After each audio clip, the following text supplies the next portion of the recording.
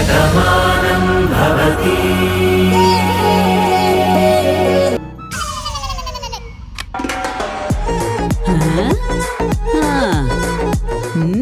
ఏంటి బామ్మ అలా చూస్తున్నావు? ఏం లేదే, రాత్రి దెయ్యం పట్టిందల్లా అంతలా అరిచావు కదా, ఇప్పుడు ఎలా ఉందా అని. ఏంటి బామ్మ, నా ముఖం చూస్తుంటే నీకు భయం వేయట్లేదా? నీ బుద్ధి చూసి భయపడాలి కానీ నీ మొహం చూసి భయపడక్కర్లేదు నీలిమా. అంత వెటికారం వద్దులే పార్దు. ర్యాషెస్తో నా ముఖం అంతా పాడైంది కదా, భయం వేయట్లేదా అని అడుగుతున్నాను. ముఖానికి ఫేస్ ప్యాక్ పెట్టుకున్నావు కదా నీలిమా, ఇంకా భయం ఎందుకు? నీకు ఆ బాధ కూడా ఎందుకులే. ఇప్పుడంటే ఇలా కూల్గా ఉంది కానీ రాత్రి నేను అనుభవించిన నరకం ఎంత దారుణంగా ఉందో నాకే తెలుసు. ఆ బాధ ఎప్పుడు అనుభవించిన వాళ్ళకే తెలుస్తుంది నీలిమా. అది ఎంత భయంకరంగా ఉంటుందో ఎదురుగా చూసే వాళ్ళకి అర్థం కాదు.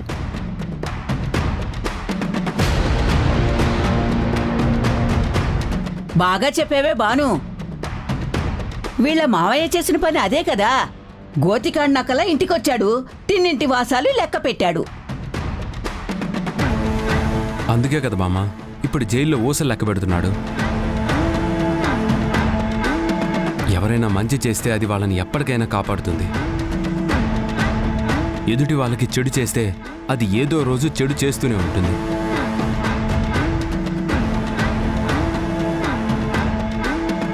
అందుకే కదరా ఇప్పుడు ఆ విష్ణుమూర్తి చెప్పకూడు తింటున్నాడు.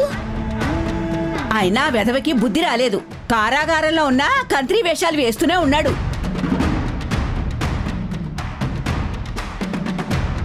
నీలిమా, మీ మావయ్యనంటుంటే బాధగా ఉందా? నాకెందుకు బాధ? తప్పంతా నీదే అని మా మావయ్యని తిట్టింది నేను కదా. నరసింహ వెనుక ఉన్నది మా మావయ్య అని భాను దాచిన చెప్పింది నేనే కదా. బాను ఏమీ మీ మావయ్య మీద అభిమానంతో దాచలేదే. మేమందరం బాధపడకూడదని దాచింది. దీన్ని పట్టుకుని నువ్వేమీ బానుని అనక్కర్లేదు. పోనీలే బామ్మ, ఎవరు తప్పు చేస్తే వాళ్ళకే తగులుతుంది. అది సరే, ఏమైంది నీలిమా? డేట్ అయిపోయిన ఫేస్ వాష్ తో మొహం కడుక్కుంది, దాంతో ఎలర్జీ స్టార్ట్ అయింది. అంతే, ఒకటే అరుపులు కేకలు పెట్టేసింది. చూసావా నీలిమా, అందుకే ఏదైనా పని చేసేటప్పుడు కాస్త ముందు వెనక ఆలోచించి చేయాలి. అంతేకాని ఏమవుతుందిలే అనుకుని చేసావనుకో ఇలా బాధే మిగులుతుంది. అది ఫేస్ వాష్ కాబట్టి సరిపోయింది. ఏ బాడీ లోషన్ అయి ఉంటే పరిస్థితి ఏంటి? నీ నోట్లో చక్కెర పొయ్యా. సరిగా రాత్రి నేను కూడా ఇలాగే అన్నాను. ఒళ్ళంతా దద్దుర్లయ్యుంటే దానికి ఒళ్ళంతా బురద పట్టించి పొద్దుటి నుంచి సాయంత్రం వరకు ఎండలో నిలబెట్టి ఉండేవాళ్ళం.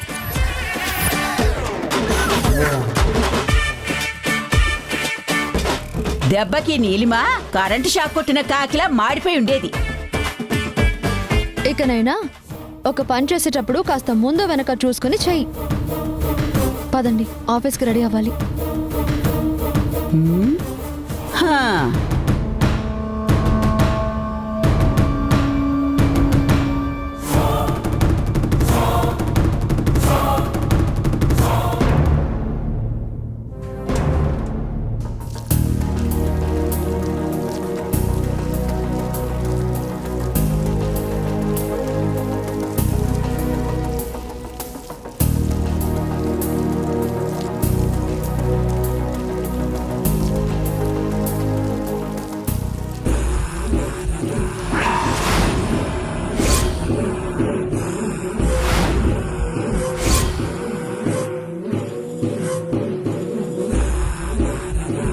ఏంటి నీలిమ ఇలా వచ్చావు?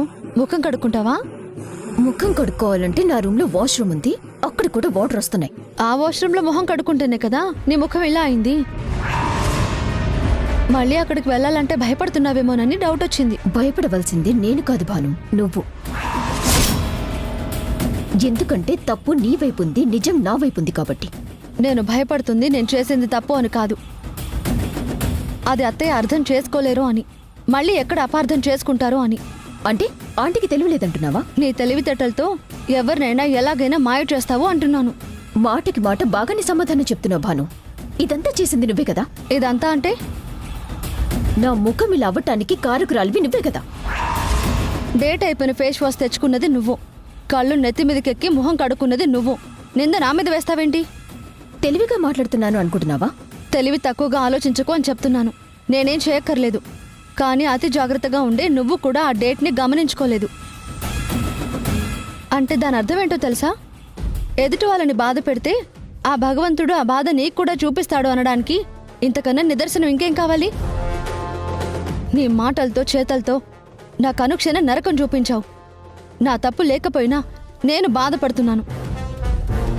నా కుటుంబం కోసం ఆ బాధని భరిస్తున్నాను. అందుకే నువ్వు చేసింది తప్పు కాబట్టి ఆ దేవుడు నీకు ఇలా బుద్ధి చెప్పాడు. అంతేకాని నీకేదో చేయవలసిన అవసరం నాకు లేదు. అలా చేసే మనస్తత్వం కూడా నాది కాదు. తెలివితేటలు చూపించాలనుకోకు భాను. నేనేవి తెలివి తక్కువదాన్ని కాదు.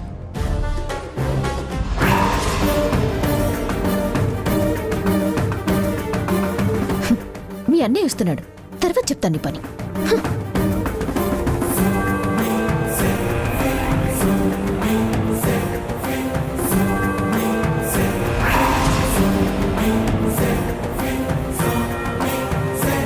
ఏంటి బాను, నీకు నీలిమకి మధ్య ఏమైనా గొడవలు జరుగుతున్నాయా?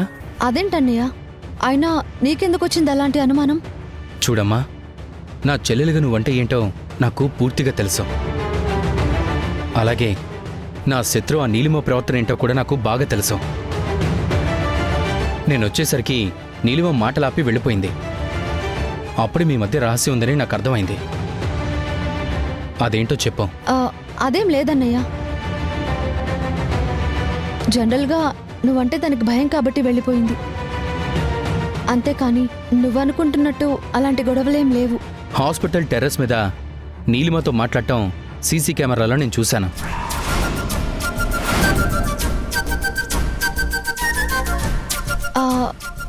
అది చాందిని విషయం గురించి మాట్లాడుకున్నావన్నయ్య, అంతే. కవర్ చేసుకోవాలని చూడకబాను.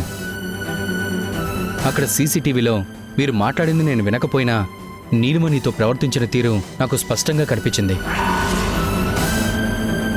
నీలిమ మాటలకి నువ్వు నిలువెల్లా వణికిపోవడం నేను చూశాను. ఏంటో తెలుసుకుందామని అప్పుడే నేను అక్కడికొచ్చాను. కానీ అంతకుముందే మీరు అక్కడి నుంచి వెళ్ళిపోయారు. అన్నయ్య, అది ఇంకా నేను చెప్పడం పూర్తవ్వలేదమ్మా. హాస్పిటల్లో నేను అబ్జర్వ్ చేశాను, నువ్వు భయపడుతూ ఉన్నావు. అంత భయంలో ఉన్నా నువ్వు కార్తీక్ని బయటికి తీసుకెళ్ళమని అడిగావు. అంటే దాని అర్థం నీకు వెంటనే ఇంటికి రావడం ఇష్టం లేదనే కదా? అది కాదన్నయ్య. చూడమ్మా, నిజాలు దాగవమ్మా. ఇంటికి వచ్చాక అత్తయ్య నీకు గుడ్ న్యూస్ చెప్పారు. కానీ దానికి ముందు నిన్ను సర్ప్రైజ్ చేయడానికి మాట్లాడినప్పుడు నువ్వు ఎంత భయపడ్డావో నేను గమనించాను. తర్వాత నీ గొప్పతనం గురించి అందరూ నిన్ను పొగుడుతున్నప్పుడు నువ్వు నవ్వలేక నవ్వుతున్నావమ్మా. నిన్న నీలిమకి అంత జరిగినప్పుడు కూడా ఏమీ పట్టనట్టు నువ్వు వెళ్ళి ప్రశాంతంగా పడుకున్నావు. అప్పుడే నాకు పూర్తిగా నమ్మకం వచ్చింది, నీలిమ నిన్ను ఏదో విషయంలో భయపడుతుందని. అందుకే తను అంత బాధపడుతున్నా కూడా నువ్వు పట్టించుకోవట్లేదని అర్థమైంది. అన్నయ్య, అది నాకు నిజం కావాలమ్మా. నా మీద నువ్వు చూపిస్తున్న అభిమానం నిజమే అయితే అసలు ఏం జరిగిందో నాకు చెప్పు. చెప్తానన్నయ్య. ఆ నీలిమకి నువ్వే నా శివ అన్నయ్యవని తెలిసిపోయింది.